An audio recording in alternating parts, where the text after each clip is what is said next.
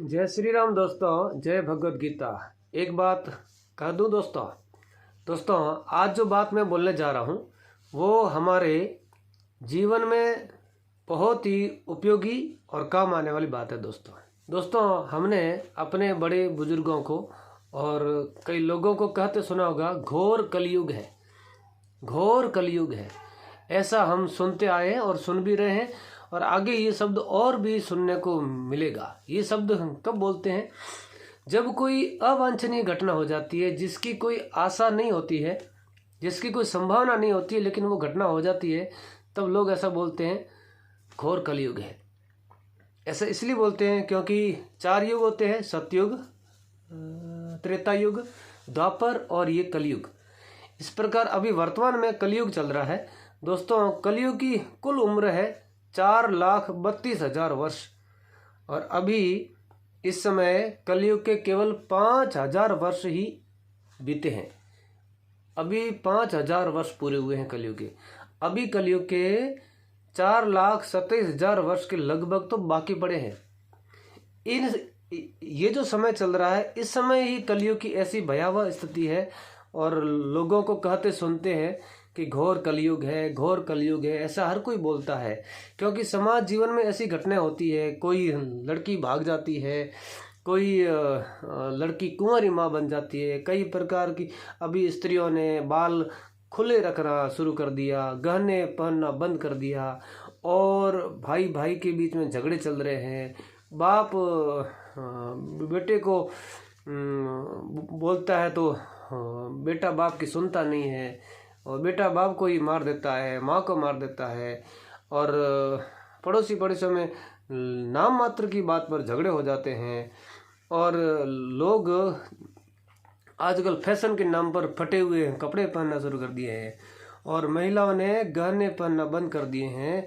बाल में जूड़ा होता था वो पहनना बंद कर दिया था, और शादीशुदा महिला जो विवाहित महिला है वो चूड़ा पहनती थी, आजकल चूड़े पहनना बंद कर दिए हैं, और इसे फैशन का नाम दे दिया गया है। दोस्तों ये सब लक्षण कलयुग के हैं। मानो न मानो और बात है, पर वास्तविकता ये है कि ये लक्षण कलयुग है। कलयुग अपना प्रभाव दे रहा है हमको। अब ये समस्या तो हमको मालूम हो गई कि समस्या ये घोर कलयुग है, घोर कलयुग है, हमने कहना शुरू कर दिया, और अब आने वाले समय में तो और घोर कलयुग होगा। तब समस्या तो हमको मालूम है, लेकिन समाधान क्या हो सकता है? समस्या केंद्रित नहीं होना चाहिए। जितना ये घोर कलयुग है उसका समाधान भी दोस्तों बड़ा घोर है, मतलब असरदार समाधान है। 4 युगों में से जो कलयुग है वो जितना हमारा भला कर सकता है, अगर हम सावधान हुए तो, उतना 4 युगों में किसी ने हमारा भला नहीं किया। सतयुग में बड़ी बड़ी तपस्याएं साधनाएं करनी पड़ती थी, तब जाकर के भगवान हमारा उद्धार करते थे। द्वापर में, अन्य युगों में ऐसा बहुत कठिनाई से भगवान की प्राप्ति होती थी, और मोक्ष होता था, कल्याण होता था। परंतु कलयुग में ऐसा नहीं दोस्तों। कलयुग केवल नाम आधारा, सुमिर सुमिर नर पावहि, नर उतर ही पारा। रामचरितमानस में घोषणा कर दी है गोस्वामी जी ने बहुत पहले कि कलयुग केवल नाम आधारा।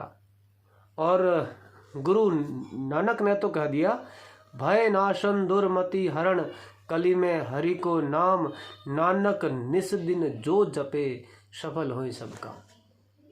गुरु नानक जी ने इसमें समाधान हमको समझा दिया है कि कलयुग समस्या तो हमको मालूम है, समाधान क्या है? भय नाशन दुर्मति हरण, कली में हरि को नाम, नानक निस दिन जो जपे, सफल हो सब काम। मतलब नाम जप। गीता ने भी कहा है, यज्ञ नाम जप यज्ञ अस्मि, यज्ञ में जो जप यज्ञ है वह स्वयं मैं हूँ, अर्थात श्री कृष्ण है, भगवान है। ऐसा गीता ने स्पष्ट घोषणा की है। तो ये समाधान है, भगवान के नाम का जप इस घोर कलयुग से हमारी रक्षा करता है, और वो कर सकता है। केवल और केवल भगवान के नाम में ही इस घोर कलयुग में हमारी रक्षा, सुरक्षा हो सकती है। आज आदमी भयभीत है, दुखी है, पीड़ित है, चिंतित है, डिप्रेशन से पीड़ित है, न जाने कितनी कितनी समस्या उसके मुंह बाय खड़ी रहती है। उन सब का भी समाधान, मूल समाधान तो इसी से होगा। वैसे बहुत सारे समाधान है, लेकिन यदि कोई नाम जप में लग जाए, मेरे पूर्व वीडियो में मैंने एक श्लोक बताया था, कोटि त्यक्त्वा हरि भजित उसके अंत में था, मतलब करोड़ों काम छोड़ करके भगवान के नाम का जप करो। इसका अर्थ ये नहीं है कि काम छोड़ दो और नाम जप में लग जाओ, ये नहीं है, लेकिन नाम जप के लिए समय जरूर दो। जैसे लोग बैठे रहते हैं ताश खेलने के लिए, उनके पास समय है, घंटों घंटों बैठे रहते ताश खेलते रहते हैं मनोरंजन के नाम पर, टाइम पास करने के नाम पर। वो जितना समय ताश खेलने को दे रहे हैं, जितना समय अनावश्यक गप्पे लगाने में दे रहे हैं, जितना समय राजनीतिक बातें करने में और एक दूसरे की बुराई करने में दे रहे हैं, उसका अगर आधे से आधा समय भी भगवान के नाम के जप में दे दे तो उनका उद्धार हो सकता है चुटकियों में। इतना सरल है नाम जप।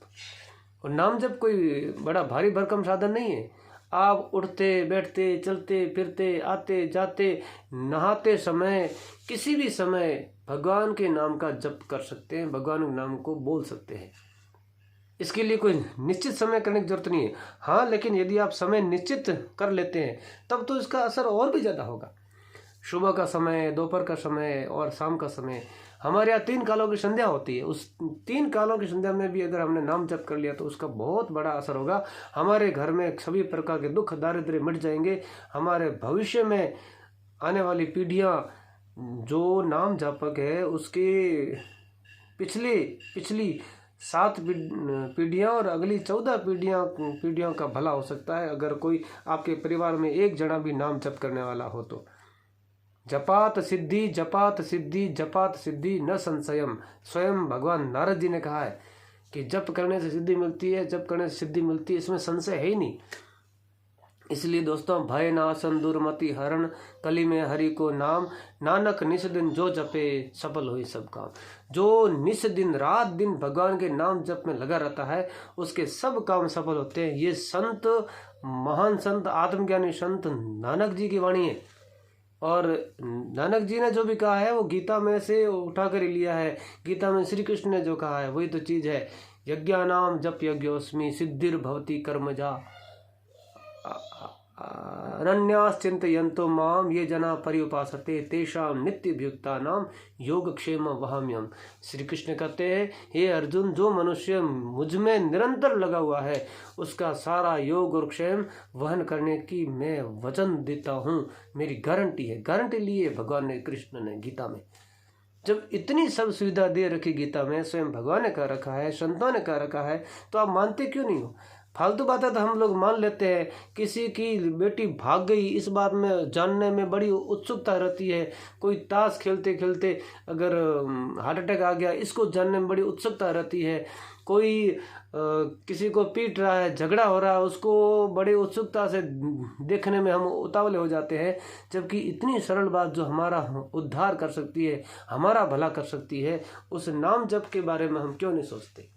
दोस्तों, मैं आपको निवेदन करता हूँ कि अभी समय फिर भी ठीक है। अभी हमारे थोड़ा बहुत सुख का समय है। अभी हम सावधान हो जाए। यदि अभी सावधान हो गए तो आने वाले 4,32,000, आपकी उम्र जितनी शेष रही उतने समय और कलयुग बढ़ेगा ना, तो उसको रोकना है तो आज से ही अपने परिवार में स्वयं आप या किसी एक को भगवान के नाम जप में लगा दीजिए। आपके परिवार में कोई एक जना भी अगर नाम जप करेगा तो पूरा परिवार का भला हो जाएगा। भगवान के नाम जप में बड़ी शक्ति है दोस्तों।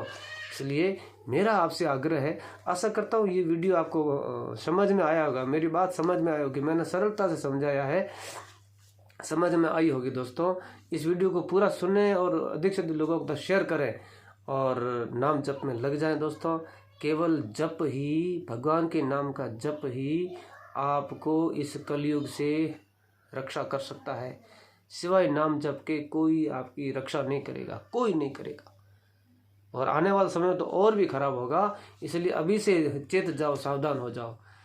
कोई भी नाम जप, ओम राम, ओम नमः शिवाय, ओम नमो भगवते वासुदेवाय, हरि ओम, राम राम, केवल राम राम ही बोलो। अच्युतानंत गोविंद नामोच्चारण भेषजात नश्यंती शकला रोगा सत्यम सत्यम वदाम्यहम्।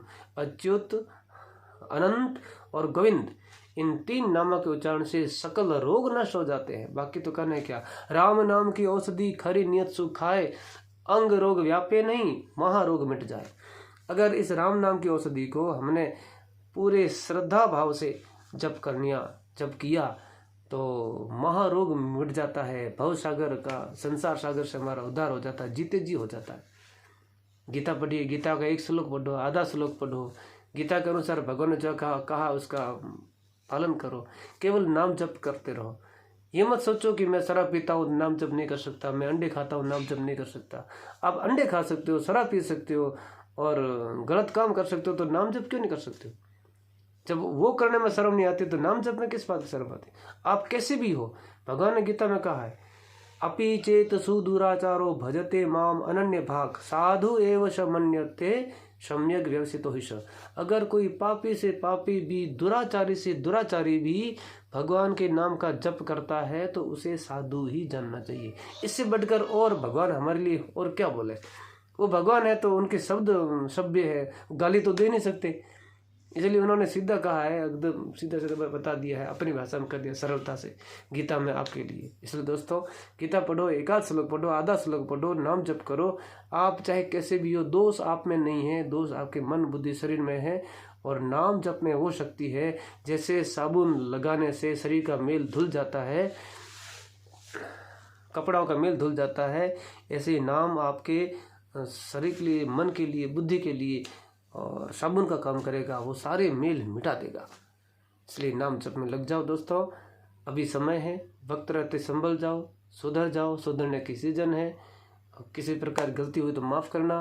मेरा एक ही उद्देश्य है, आप नाम जप में लग जाए। जय श्री राम, जय भगवद गीता।